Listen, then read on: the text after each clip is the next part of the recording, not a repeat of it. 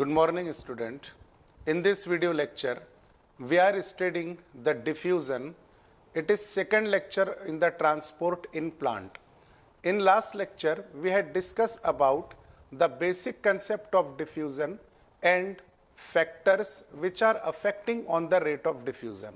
So simply, diffusion is a movement of molecules from their higher concentration to the lower concentration. Diffusion follow the downhill type of movement. Downhill means movement from higher to lower concentration. In this diffusion, every three state of matter can perform the movement: gas, liquid and solid. Diffusion of gas in gas is possible. One type of gas can diffuse in another type of gas. मान लीजिए आपके पास में container है, उस container में carbon dioxide gas fill की हुई है। अगर आप उसी कंटेनर में नाइट्रोजन गैस या कोई दूसरी गैस को फिल करते हैं तो गैस एक दूसरे के साथ में डिफ्यूज होना शुरू कर देगी, लेकिन कार्बन डाइऑक्साइड के मॉलिक्यूल अपनी रफ्तार से डिफ्यूज होंगे और दूसरी गैस के मॉलिक्यूल अपने खुद की अलग रफ्तार से डिफ्यूज होंगे। यानी मिक्सचर ऑफ गैस में rate of diffusion her molecule का अलग अलग होता है। Second thing, diffusion of liquid can occur in liquid. For example, आपके पास में एक बर्तन है जिसमें मिल्क फिल किया हुआ है, एक बर्तन है जिसमें दूध है। अगर आप उसमें वाटर ऐड करते हैं तो वाटर उस मिल्क में कंप्लीटली डिफ्यूज हो जाएगा, मतलब वाटर मॉलिक्यूल्स मिल्क मॉलिक्यूल्स एक दूसरे में मिक्सअप हो जाएंगे। तो लिक्विड का डिफ्यूजन लिक्विड में पॉसिबल है।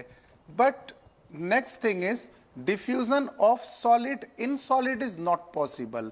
Diffusion of solid in solid is not possible means, for example, आपके पास में एक बकेट है, उसमें आपने सैंड ऐड किए, मतलब रेत ऐड किए, और ऊपर से आप कोई डस्ट पार्टिकल ऐड करते हैं तो डस्ट पार्टिकल सिर्फ ऊपर एक लेयर बनाएंगे, अंदर तक के डिफ्यूज नहीं हो पाएंगे। या रेत का पार्टिकल और डस्ट पार्टिकल एक दूसरे से सेपरेट होगा, मिक्सअप नहीं हो पाएगा, बॉन्ड तैयार नहीं कर पाएगा।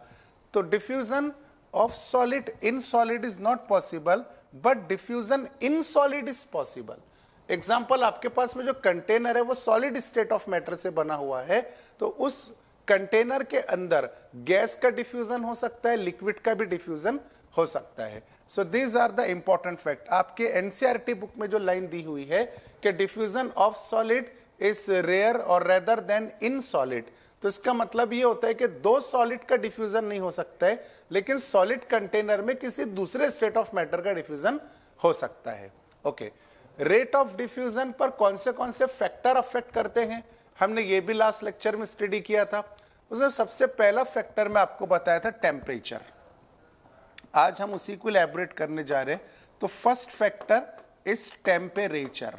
As temperature increases, rate of diffusion is also increases. Second factor was pressure. It is also directly proportional to the rate of diffusion. Third factor is size of diffusing particle. Size of diffusing particles, यानी जो particle diffuse हो रहे हैं उन particle का size.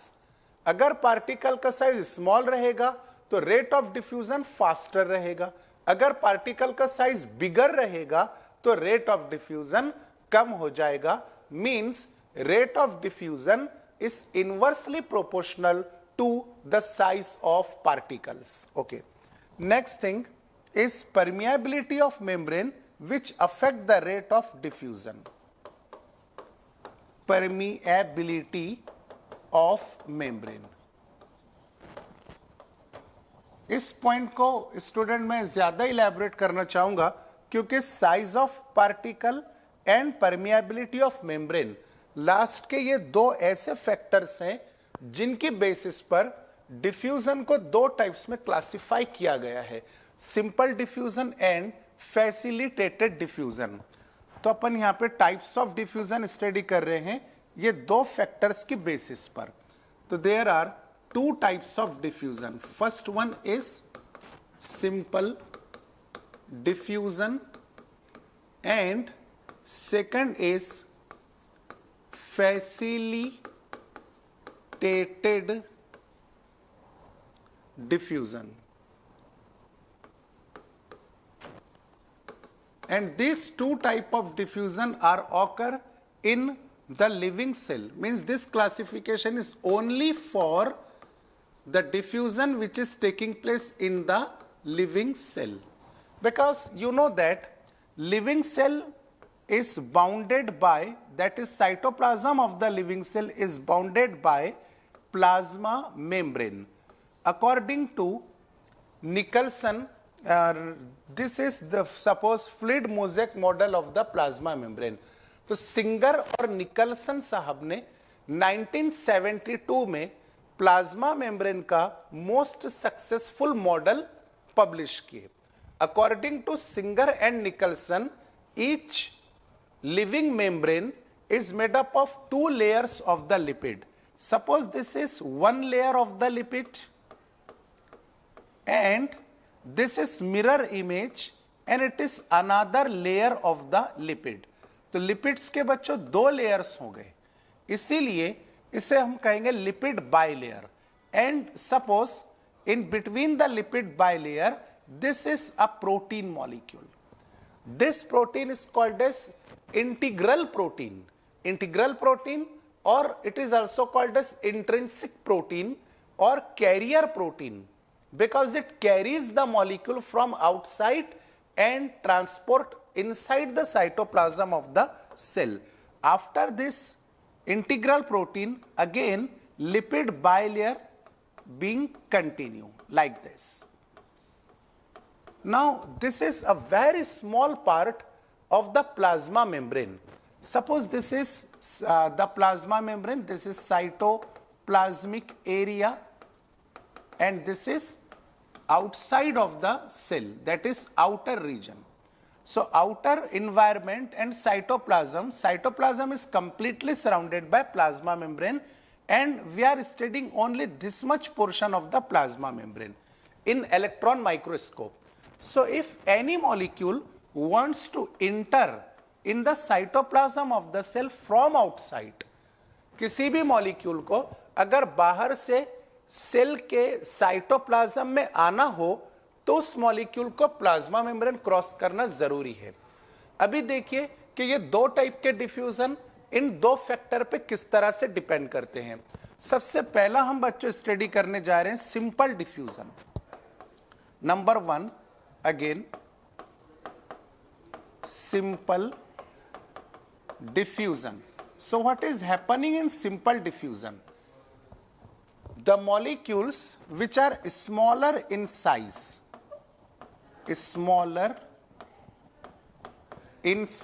that is smaller molecules perform the simple diffusion.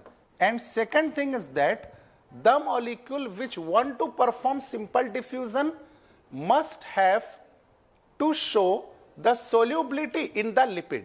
देखिए ये lipid bilayer है, अगर किसी मॉलिक्यूल को सेल के अंदर आना है तो उस मॉलिक्यूल को लिपिड में सोल्यूबल होना जरूरी है, क्योंकि सिंपल डिफ्यूजन बच्चों उस डिफ्यूजन को कहते हैं जो डायरेक्टली लिपिड बाइलेयर से मॉलिक्यूल क्रॉस करके अंदर आएगा। इस सिंपल डिफ्यूजन में इंट्रिंसिक प्रोटीन की कोई जरूरत नहीं होती है, यानी इंट्रिंसिक प्रोटीन का कोई रोल नहीं होता है। तो मान लीजिए कि ये आपके पास मॉलिक्यूल है, ये मॉलिक्यूल लिपिड सोल्यूबल है। Lipid soluble means lipophilic molecule, lipophilic. आपके एनसीईआरटी के अंदर लिखा हुआ है कि molecule should be soluble inside the lipid. तो lipid soluble molecule is called as lipophilic. Philic means loving और dissolvable and lipo means lipid. तो वो मॉलिक्यूल इजीली लिपिड बाइलेयर में डिसॉल्व होगा और लिपिड बाइलेयर को क्रॉस करके साइटोप्लाज्म में इंट्रोड्यूस हो जाएगा। तो दो फैक्टर इसमें डिपेंड करते हैं, size must be smaller and molecule must be soluble inside the lipid. It is called as simple type of diffusion because molecule is directly crossing the lipid bilayer. Okay. Next thing, in simple diffusion all the rules of diffusion are occur. क्योंकि simple diffusion type किसकी है? Diffusion की. तो जितने rules diffusion के हैं, for example concentration gradient होना चाहिए, molecule must be moving from high concentration to low concentration, no ATP is require. So all this factor are present inside the simple diffusion, but these two are the most important properties. Now what will happen? Suppose if size of molecule is larger and this molecule is not soluble inside the lipid bilayer. ये जो molecule मैं यहां draw किया हूं, इसका size पहले वाले molecule के कंपैरिजन में बड़ा है. और दूसरी इंपॉर्टेंट चीज ये कि मॉलिक्यूल जब साइटोप्लाज्म में आना चाहता है तो मॉलिक्यूल लिपिड बाइलेयर के पास में जाएगा, लेकिन लिपिड बाइलेयर उस लार्जर मॉलिक्यूल को रिजेक्ट कर देगी. क्यों रिजेक्ट कर देगी? क्योंकि वो मॉलिक्यूल लिपिड में सोल्यूबल नहीं है. ये मॉलिक्यूल लाइपोफोबिक मॉलिक्यूल है, और जो मॉलिक्यूल लिपिड में सोल्यूबलाइज नहीं होता है वो वाटर में सोल्यूबलाइज होता है और प्रोटीन में सोल्यूबलाइज होता है. यानी ये मॉलिक्यूल हाइड्रोफिलिक मॉलिक्यूल हो सकता है और प्रोटियोफिलिक मॉलिक्यूल हो सकता है, क्योंकि ये लिपिड में डिसॉल्व नहीं हो रहा है. तो इस मॉलिक्यूल को अगर साइटोप्लाज्म में जाना है तो लिपिड बाइलेयर तो परमिशन नहीं देने वाली. फिर कैसा जाएगा? तो इस मॉलिक्यूल को रिटर्न वापस आकर के इंटीग्रल प्रोटीन के पास आना पड़ेगा. ये मॉलिक्यूल इंटीग्रल प्रोटीन से कहेगा कि भाई लिपिड बाइलेयर ने तो मुझे परमिशन नहीं दी क्रॉस होने की, क्योंकि मैं लाइपोफिलिक मॉलिक्यूल नहीं हूं, मैं हाइड्रोफिलिक मॉलिक्यूल हूं, और हाइड्रोफिलिक प्रोटीन में भी डिसॉल्व हो सकता है, वाटर में भी डिसॉल्व हो सकता है. तो मॉलिक्यूल रिक्वेस्ट करेगा इंटीग्रल प्रोटीन से कि भाई तू मुझे अंदर जाने की परमिशन दे. तो प्रोटीन देखेगा कि ठीक है ये मॉलिक्यूल मुझ में सॉल्युबलाइज हो सकता है, तो प्रोटीन, इंटीग्रल प्रोटीन इस मॉलिक्यूल को क्रॉस करने में हेल्प करेगा. So this type of diffusion of molecule which is taking place through integral protein is called as facilitated diffusion. So second type is facilitated diffusion. Facilitated diffusion. So what is happening in the facilitated diffusion? Number one, the molecule must be larger in size as compared to the simple diffusion. Second characteristic, the molecule must be hydrophilic in nature, means it must be dissolved in water and protein. मैं यहां पर shortcut के लिए लिख देता हूं, molecule must be soluble in water and protein, and the same molecule is also called as lipophobic molecule. Phobic means जो lipid में डिसॉल्व नहीं हो सकता है उसे कहेंगे lipophobic molecule. So this facilitated diffusion is taking place through integral protein. Facilitated diffusion takes place through integral protein भी कह सकते हैं, इंट्रिंसिक प्रोटीन भी कह सकते हैं. अब क्योंकि ये इंट्रिंसिक प्रोटीन मॉलिक्यूल को कैरी कर रहा है, इसीलिए इस इंट्रिंसिक और इंटीग्रल प्रोटीन को आप कैरियर प्रोटीन भी कह सकते हैं. कैरियर प्रोटीन यानी मॉलिक्यूल को कैरी करने वाला प्रोटीन. ओके, तो तीन नाम हो गए इस प्रोटीन के: integral protein, intrinsic protein and carrier protein.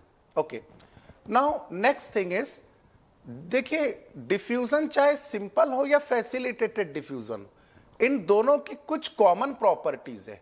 वो कॉमन प्रॉपर्टी है सबसे पहले ये कि एटीपी नहीं लगेगा, तो मैं इस साइड के अंदर लिख देता हूं common property for simple and facilitated diffusion. देखिए दोनों को कॉमन ब्रैकेट किया मैं, मतलब उधर साइड में अपन जो प्रॉपर्टीज लिखेंगे वो दोनों डिफ्यूजन का कॉमन प्रॉपर्टी रहेगा। तो first properties, the molecules which want to move by crossing the plasma membrane must have to set the concentration gradient. Molecule must have concentration gradient. concentration gradient का मतलब क्या होता है बच्चों? मैं लास्ट लेक्चर में आपको एक्सप्लेन किया था कि concentration का मतलब होता है क्वांटिटी। प्लाज्मा मेम्ब्रेन के एक तरफ मॉलिक्यूल्स की क्वांटिटी ज्यादा होनी चाहिए और दूसरी तरफ उन्हीं मॉलिक्यूल्स की क्वांटिटी कम होनी चाहिए। तो ये जो अनबैलेंस कंडीशन है, मान लीजिए साइटोप्लाज्म में 10 मॉलिक्यूल्स हैं और उसी सब्सटेंस के साइटोप्लाज्म से बाहर 50 मॉलिक्यूल्स हैं, तो एक तरफ 50 और एक तरफ 10, ये अनबैलेंस सिचुएशन है, इसे कहेंगे कॉन्सेंट्रेशन ग्रेडियंट। तो कॉन्सेंट्रेशन ज्यादा किधर है? आउटसाइड द सेल 50 मॉलिक्यूल्स हैं, और कम किधर है? इन द साइटोप्लाज्म सिर्फ 10 मॉलिक्यूल्स है। तो according to diffusion, molecules are starts to moving from outside to inside के inside to outside? Obviously from outside to inside, because molecules are moving from their higher concentration to lower concentration. अच्छा, molecule कब तक move हो गए? 50 वाले 10 की तरफ कब तक मूव हो गए? जब तक इक्विलिब्रियम कंडीशन मेंटेन ना हो जाए। दोनों तरफ 25-25 अब इक्वल हो गए, डिफ्यूजन स्टॉप हो जाएगा, ना आउटसाइड इन और ना ही inside to outside. Okay, second important factor which is common between simple and facilitated diffusion is no ATP is required. No ATP is required means it is one of the passive process. Third characteristic, as molecules are moving from higher to lower concentration, this process is so called downhill process. ये किसी भी diffusion के लिए applicable factors हैं, simple और facilitated diffusion के common characteristics है। आपको ये अच्छे तरीके से नोट करना है और याद रखना है, ठीक है। चलिए, अब ये हो गया डिफ्यूजन के बारे में। डिफ्यूजन से रिलेटेड और कुछ पॉइंट्स हम देखेंगे जो एनसीईआरटी बुक से रिलेटेड है, और फिर मैं आपको कुछ एडिशनल पॉइंट्स इसी लेक्चर के अंदर एक्सप्लेन करूंगा।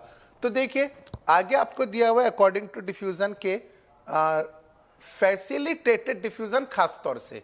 Let us consider this is lipid bilayer. ये रफ डायग्राम ड्रॉ किया हमें, ये लिपिड का फर्स्ट लेयर है and this is second layer. In between these are the integral protein. अब मान लीजिए कि जो प्लाज्मा मेम्ब्रेन है आपका, उस प्लाज्मा मेम्ब्रेन में 10 इंट्रिंसिक प्रोटीन्स हैं, 10 कैरियर प्रोटीन्स हैं, यानी 10 ऐसे प्रोटीन है जो मॉलिक्यूल्स को ट्रांसपोर्ट करने में हेल्प करते हैं। इन 10 में से मान लीजिए कि 7 इंटीग्रल प्रोटीन फैसिलिटेटेड डिफ्यूजन से मॉलिक्यूल को ट्रांसपोर्ट करेंगे, और 3 इंटीग्रल प्रोटीन ऐसे हैं जो एक्टिव ट्रांसपोर्ट के लिए रिजर्व रखे हुए हैं। अभी हमने एक्टिव ट्रांसपोर्ट शुरू नहीं किया, लेकिन इंटीग्रल प्रोटीन में 2 कैटेगरीज होती हैं। कुछ integral protein facilitated diffusion perform करेंगे और कुछ integral protein active transport perform करेंगे। एक्टिव ट्रांसपोर्ट परफॉर्म करने वाले इंटीग्रल प्रोटीन कम क्वांटिटी में होते हैं, फैसिलिटेटेड डिफ्यूजन परफॉर्म करने वाले इंटीग्रल प्रोटीन की क्वांटिटी ज्यादा होती है, क्योंकि वहां पर एटीपी नहीं लगता। ध्यान में रखिए। तो मान लीजिए कि ये 3 इंटीग्रल प्रोटीन ऐसे हैं, 3 या इसको और ज्यादा कर देते हम, 4, 5, 6 and here 7. These are the 7 integral protein which perform the facilitated diffusion. अब मान लीजिए कि मॉलिक्यूल्स बाहर बहुत सारे हैं, और ये जो प्रोटीन है ये स्पेसिफिक मॉलिक्यूल को क्रॉस होने की परमिशन देंगे। स्पेसिफिक यानी मान लीजिए ये जो प्रोटीन है, इंट्रिंसिक प्रोटीन, ये किसी एक्स नाम के मॉलिक्यूल के लिए बनाया गया है, तो इसका काम है कि सिर्फ एक्स नाम के मॉलिक्यूल को ट्रांसपोर्ट करने की परमिशन देना। अगर गलती से यहां वाई नाम का मॉलिक्यूल आ गया तो ये प्रोटीन सिर्फ एक्स के लिए स्पेसिफिक है, ये वाई मॉलिक्यूल को ट्रांसपोर्ट होने की परमिशन नहीं देगा. So facilitated diffusion is very specific type of diffusion. Means each carrier protein in facilitated diffusion is made up for only specific type of molecule. No any other molecule can be transported through the same integral type of protein. तो अब मान लीजिए कि पहला protein molecule को transport करने में busy हो गया, दूसरा भी अपने मॉलिक्यूल्स को ट्रांसपोर्ट करता है, तीसरा, चौथा, पांचवा, छठा, सातवां, सबके सब integral protein facilitated diffusion perform करने में बिजी हो गए. तो हम कह सकते हैं कि भाई रेट ऑफ डिफ्यूजन सैचुरेटेड हो गया, क्योंकि अब यहां पर अगर कोई एक्स नाम का मॉलिक्यूल प्रेजेंट है, ये डिफ्यूज नहीं हो सकता है. कब तक डिफ्यूज नहीं होगा?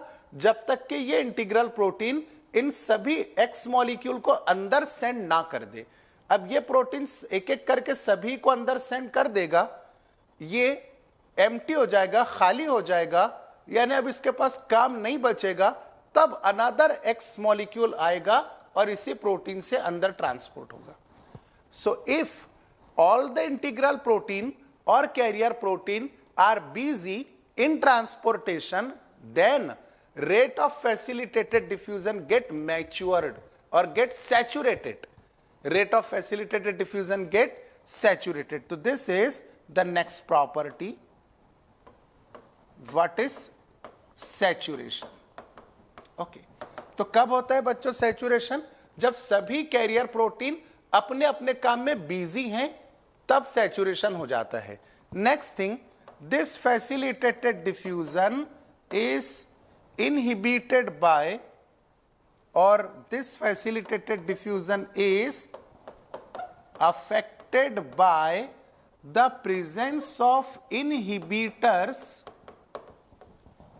which attach on the side chain of the carrier protein. इसी डायग्राम पे वापस आ जाए तो मान लीजिए कि ये एक इंटीग्रल प्रोटीन है जो अपना काम बहुत अच्छे से परफॉर्म कर रहा है, मॉलिक्यूल को अंदर आने की परमिशन दे रहा है, लेकिन कोई एक आधा इनहिबिटर मॉलिक्यूल आ गया और वो इंट्रिंसिक प्रोटीन की साइड चेन में अटैच हो गया. ये पिंक रेड कलर से ड्रॉ कर रहा हूं. दिस इज सपोज इनहिबिटर, यानी रोक देने वाला. तो ये पॉइजन हो सकता है, या कोई टॉक्सिक केमिकल हो सकता है, या कॉम्पिटेटिव इनहिबिटर हो सकता है. ये इनहिबिटर इंट्रिंसिक प्रोटीन को आकर के क्या हो गया? अटैच हो गया. तो इस इंट्रिंसिक प्रोटीन की एबिलिटी लॉस हो गई, जिसकी वजह से इस प्रोटीन के जरिए से जो मॉलिक्यूल ट्रांसपोर्ट हो रहे थे, ये रुक जाएंगे ट्रांसपोर्ट होना. तो facilitated diffusion is affected by the presence of inhibitor which bind on the side chain of the intrinsic protein. NCERT book देखते जाइए आप, और उसमें साथ ही साथ अंडरलाइन करेंगे तो बहुत अच्छे से आपके पूरे कंसेप्ट क्लियर हो जाएंगे इसमें.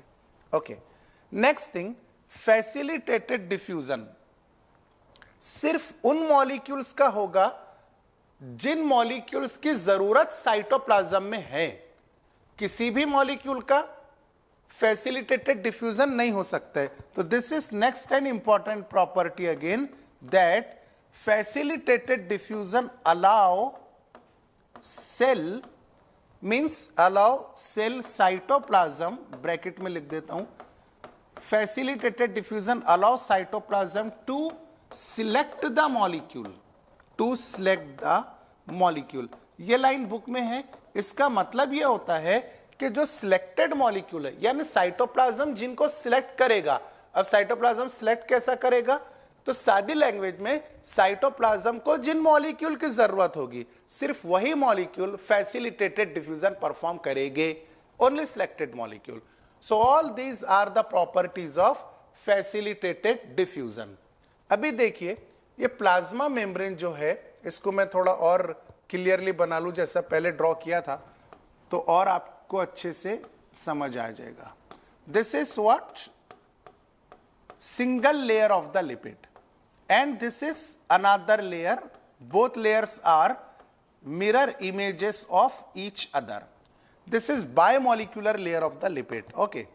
In between the lipid bilayer, let us suppose this is the carrier protein or intrinsic protein, and beyond this carrier or intrinsic protein again lipid bilayer get continues like this. एक और type के protein यहां पर आता है जिसे आप extrinsic protein भी कह सकते हैं, which maintain the structure of plasma membrane and form the fluid or mosaic like structure. So this is the structure of plasma membrane. Now this integral protein is also called as channel. There are three type of channels in the plasma membrane. देखिए channel का मतलब होता है molecule को transport करने का एक जरिया या मॉलिक्यूल को ट्रांसपोर्ट करने का एक रास्ता। तो प्लाज्मा मेम्ब्रेन में अलग अलग टाइप के रास्ते होते हैं, उन्हें चैनल्स कहा जाता है। So total there are 3 types of channel. Some channels are open, यानी प्लाज्मा मेम्ब्रेन में कुछ ऐसे रास्ते हैं जो हमेशा ओपन रहते हैं अपने मॉलिक्यूल को, यानी स्पेसिफिक मॉलिक्यूल को ट्रांसपोर्ट करने के लिए। तो ये इंट्रिंसिक प्रोटीन या चैनल जो हमेशा ओपन रहेंगे उन्हें कहा जाएगा open channel. Some channels are controlled channel, controlled और रेगुलेटेड, यानी कुछ चैनल ऐसे हैं कि जो रेगुलेट होते हैं। मान लीजिए कि मॉलिक्यूल्स बाहर से साइटोप्लाज्म में आना चाहते हैं, तो मॉलिक्यूल अपने इंटीग्रल प्रोटीन के पास आएंगे, इंटीग्रल प्रोटीन देखेगा कि हाँ भाई इन मॉलिक्यूल को साइटोप्लाज्म में जरूरत है, तो इंटीग्रल प्रोटीन ओपन होगा, मॉलिक्यूल को अंदर जाने की परमिशन देगा। मॉलिक्यूल अंदर गए, अब साइटोप्लाज्म से मैसेज आया इंटीग्रल प्रोटीन के पास कि भाई गेट बंद कर लो, जितने मॉलिक्यूल चाहिए थे सभी मॉलिक्यूल साइटोप्लाज्म में आ चुके हैं, मॉलिक्यूल सफिशिएंट है, अब और ज्यादा मॉलिक्यूल को अंदर आने की जरूरत नहीं है, तब ये इंटीग्रल प्रोटीन क्लोज हो जाएगा, मतलब गेट बंद हो जाएगा। This is called as controlled channel और regulated type of channel. And some channel are forming the larger gap in the plasma membrane. मान लीजिए यहां पर एक गैप हो गया और फिर से लिपिड बाइलेयर कंटिन्यू हो गई। So these large gaps are also channel because they are the pathway to transport the molecule, but these large gaps in the plasma membrane are called as porins. Pore का मतलब होता है छेद या फिर सुराख। तो पोर पे से वर्ड डेवलप किया गया पोरिन। तो प्लाज्मा मेम्ब्रेन में फैसिलिटेटेड की हम बात कर रहे हैं, मतलब transportation through the protein, not by the lipid bilayer. तो प्लाज्मा मेम्ब्रेन में चैनल्स 3 टाइप के होते हैं, कुछ चैनल्स ओपन होते हैं, कुछ चैनल कंट्रोल्ड होते हैं और कुछ चैनल पोरिन्स होते हैं। Porin means large gaps in the plasma membrane, and these large gap that is porin are found in the outer layer, outer membrane of plastid. You know that plastid एक ऐसा organelle है जिसके 3 form होते हैं, chloroplast, chromoplast and leucoplast. And these 3 organelles which are the form of plastid are bounded by 2 layers, outer layer and inner layer। तो outer layer में बड़े बड़े गैप्स होते हैं, तो plastid form the porin in outer membrane. Second thing, mitochondria, mitochondria which is so called powerhouse of the cell. This mitochondria is also bounded by 2 membranes, outer membrane and inner membrane, so that outer membrane of the mitochondria also form the large gaps, that is porin. And third example is membrane of bacteria. Biotechnology chapter में आपने देखा होगा जो process होता है transformation का, तो उसमें हम लोग क्या करते हैं, एक तो हीट शॉक होता है, लेकिन हीट शॉक से पहले आपको प्लाज्मा मेम्ब्रेन का परमिएबिलिटी बढ़ाना पड़ता है। ओके, तो उसको कैल्शियम डाइवेलेंट से ट्रीट करेंगे और अलग अलग प्रोसेस है। तो bacteria form the pores.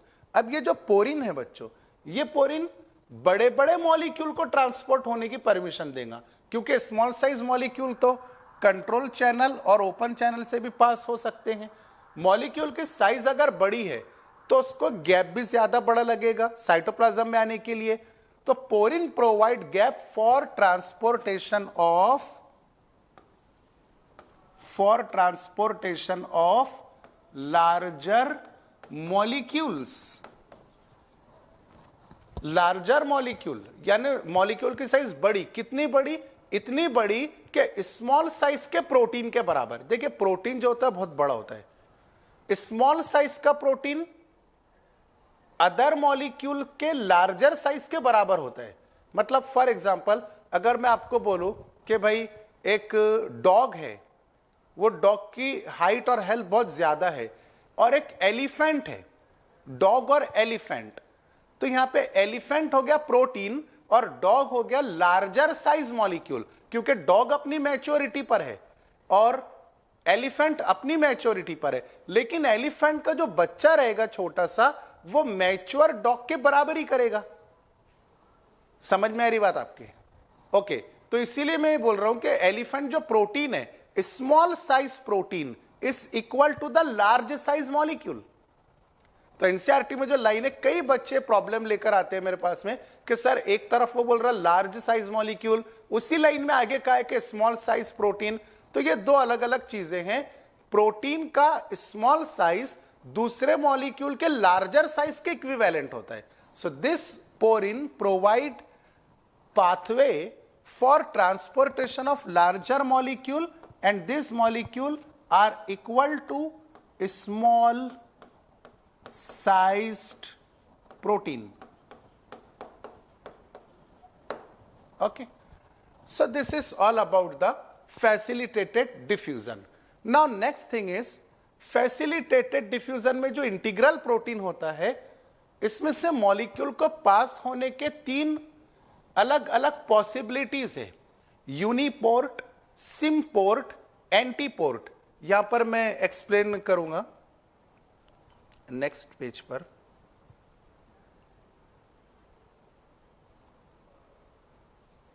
Okay, नीचे इसको एक्सप्लेन कर देते हैं।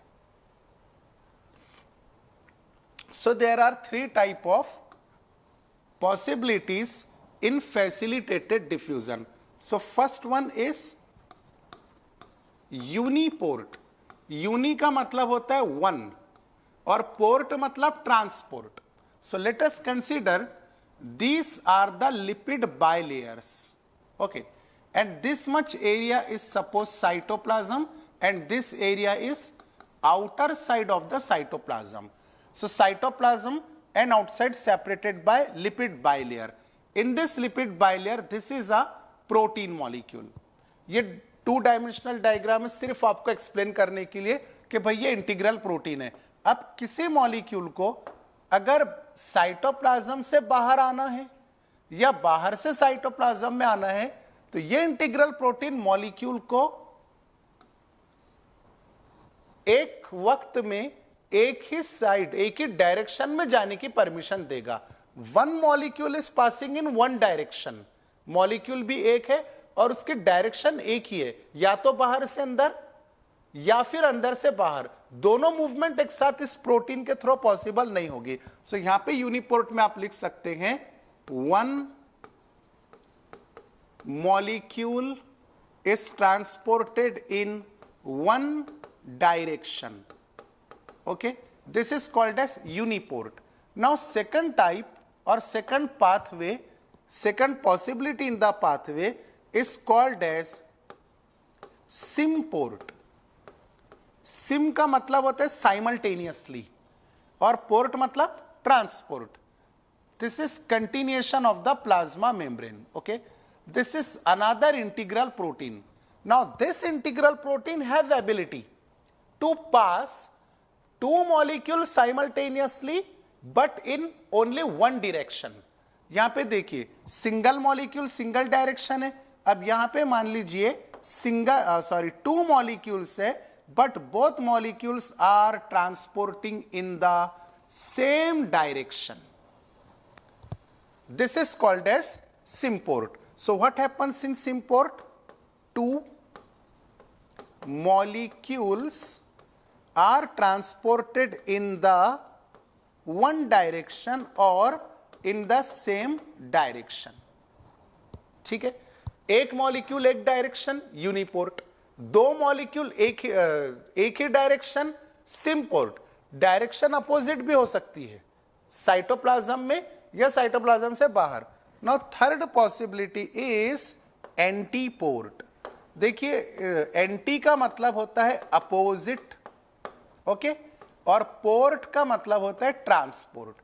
तो मूवमेंट और transportation of two molecule in opposite direction through a same integral protein. Okay, so let us consider again, this is integral protein, this is integral protein, and this integral protein have ability to transport one molecule from cytoplasm to outside, and at the same time the same molecule have ability to transport one more molecule but in opposite direction, that is from outside in the cytoplasm of the cell.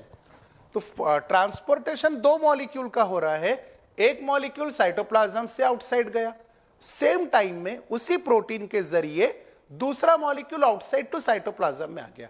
So two molecule in opposite direction is called as antiport. Okay, so what is antiport? Transportation of two molecules in opposite direction. याद रखिएगा, जो integral protein के study हम किए, जैसा larger gaps है, porins है, तो पोरिन भी प्रोटीन होता है, लेकिन ये अलग अलग कंपोनेंट से मिलकर बना होता है. जैसा कि कुछ पोरिन ऐसे हैं जो वाटर को ट्रांसपोर्ट करते हैं, ये 8 डिफरेंट एक्वा पोरिन से बने हुए होते हैं, जो एनसीईआरटी लाइन दी हुई है. Means one integral protein which allowed to transport the water molecule, that integral protein is made up of 8 different aquaporine. Aqua means water and porine means larger gap. So gap is made up of 8 different type of aquaporins. So this is all about the diffusion, types of diffusion and facilitated diffusion. अब इसके बाद में next topic है बच्चों active transport. आप इसके screenshot pause करके ले सकते हैं ताकि आपके पास में शॉर्टकट में अच्छी नोट्स तैयार हो जाए. ये सब मेमोरी मैप टाइप है जो मैं आपको लिख के दिया हूं, आपको सेल्फ स्टडी में काफी आसानी जाएगी इसकी वजह से. देख लीजिए.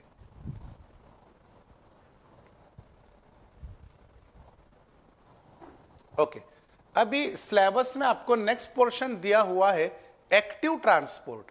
लेकिन एक्टिव ट्रांसपोर्ट पर डायरेक्टली जाने से पहले, क्योंकि हमारा डिफ्यूजन टॉपिक ऑलरेडी शुरू है, तो मैं आपको इसमें दो चीजें बताना चाहूंगा, डिफ्यूजन प्रेशर और डिफ्यूजन प्रेशर डेफिसिट. एकदम शॉर्ट में 2 या 3 मिनट में ये खत्म हो जाएगा.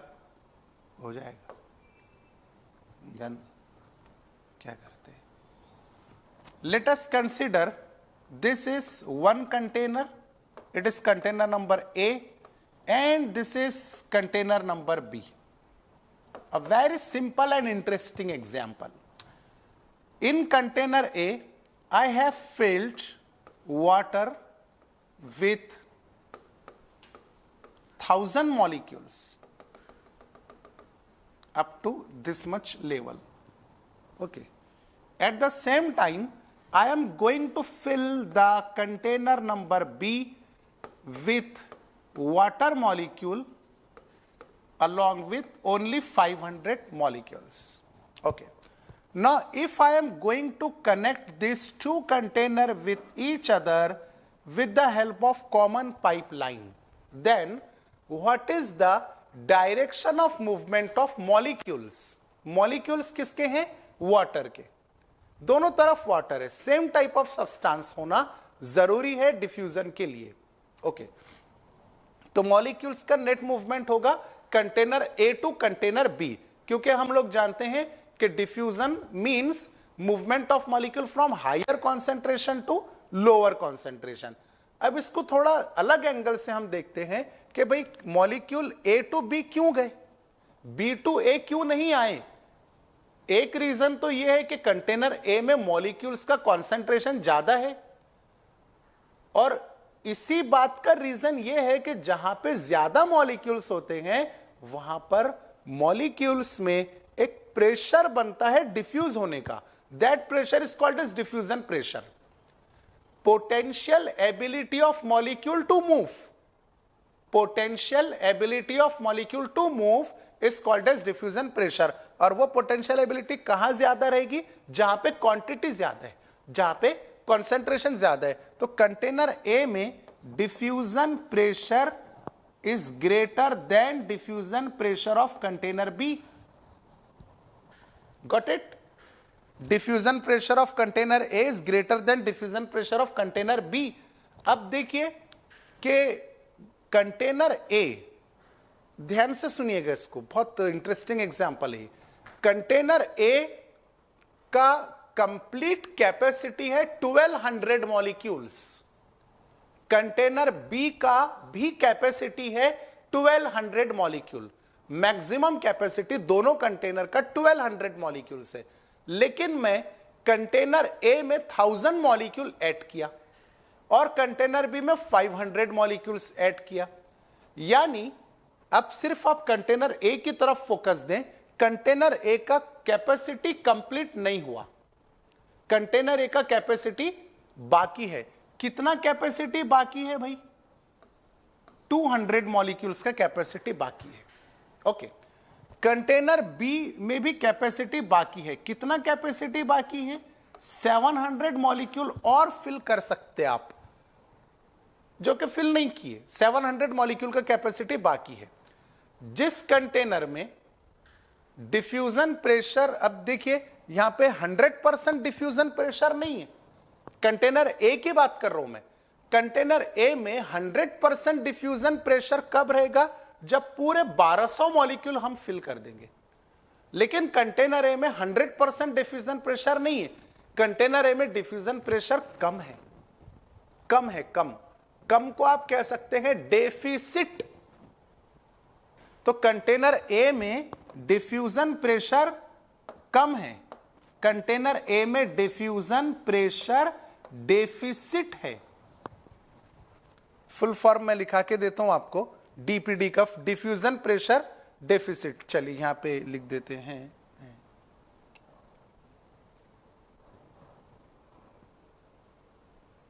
डीपीडी का फुल फॉर्म होता है डिफ्यूजन प्रेशर डेफिसिट। ये डेफिसिट का मतलब क्या होता है बच्चों, कम। ये हिंदी के अंदर लिखा ताकि आपको समझ में आ जाए, कम। तो कंटेनर ए में डिफ्यूजन प्रेशर कम है। क्या कंटेनर बी में भी डिफ्यूजन प्रेशर कम है, या कंटेनर बी में डिफ्यूजन प्रेशर पूरा फुल है, 100% फुल है? लॉजिकली कंटेनर बी के पास में भी 100% मॉलिक्यूल फिलअप नहीं है, 1200 पूरे फिलअप नहीं है। कंटेनर बी में भी डिफ्यूजन प्रेशर कम है, मतलब डिफ्यूजन प्रेशर डेफिसिट है। अब कंटेनर ए की तरफ वापस आइए। कंटेनर ए में डिफ्यूजन प्रेशर कम है। कितना कम है, 200 मॉलिक्यूल्स कम है, क्योंकि अगर आप 200 मॉलिक्यूल ऐड कर देंगे तो डिफ्यूजन प्रेशर डेफिसिट बाकी नहीं रहेगा, कंप्लीट फुल हो जाएगा, 100% डिफ्यूजन प्रेशर रहेगा खाली। समझ रहे? कंटेनर बी में भी डिफ्यूजन प्रेशर है, सॉरी डिफ्यूजन प्रेशर डेफिसिट है। कितने से डेफिसिट है, 700 से। तो दो आदमी है, एक आदमी कम गरीब है और एक आदमी ज्यादा गरीब है। और गरीबी का मतलब क्या है, डिफ्यूजन प्रेशर डेफिसिट। एक आदमी कम गरीब है, एक आदमी ज्यादा गरीब है। एक के पास डिफ्यूजन प्रेशर डेफिसिट कम है, दूसरे के पास डिफ्यूजन प्रेशर डेफिसिट ज्यादा है। तो कौन से कंटेनर में ज्यादा गरीबी है? जिस कंटेनर में ज्यादा गरीबी, उसका डिफ्यूजन प्रेशर डेफिसिट हायर। समझे ना? तो diffusion pressure deficit of container B is greater than diffusion pressure deficit of container A. तो डिफ्यूजन प्रेशर जिसमें ज्यादा है उसमें डिफ्यूजन प्रेशर डेफिसिट कम है, और जिसमें डिफ्यूजन प्रेशर कम है उसका डिफ्यूजन प्रेशर डेफिसिट ज्यादा है। समझ में आ रही बात? क्योंकि इसमें एक फॉर्मूला आता है बच्चों जो अपन नेक्स्ट लेक्चर में कंक्लूड करेंगे, लेकिन मैं फॉर्मूला आपको यहां पे लिखा के दे दूं कम से कम, कि फॉर्मूला है DPD is equal to OP minus TP. DPD equals to OP यानी होता है ऑस्मोटिक प्रेशर माइनस टीपी मतलब टर्गर प्रेशर। अब डीपीडी तो हमको समझ में आ गया, लेकिन ओपी और टीपी ये हम नेक्स्ट लेक्चर में अच्छी तरह से एक्सप्लेन करेंगे। तो ये डिफ्यूजन से रिलेटेड कुछ एडिशनल पॉइंट्स है जो आपको याद रखना जरूरी है। अब इसके बाद में नेक्स्ट पॉइंट आता है एक्टिव ट्रांसपोर्ट, जो हम नेक्स्ट लेक्चर के अंदर एक्सप्लेन करेंगे। Thank you very much.